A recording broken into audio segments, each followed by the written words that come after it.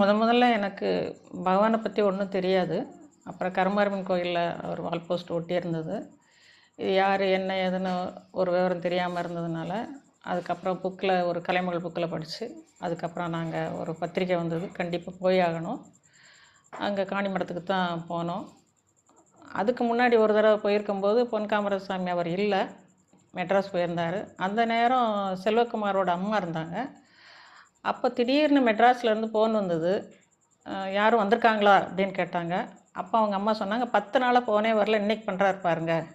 ஆமாம், அவங்க கோயம்புத்தூரா, அங்கேருந்து வந்திருக்காங்க அப்படின்னு சொன்னாங்க. அப்போ பகவானை பற்றி எங்களுக்கு ஒன்றுமே தெரியாது. அதுக்கப்புறம் தான் எங்களுக்கு எல்லாமே தெரியும்.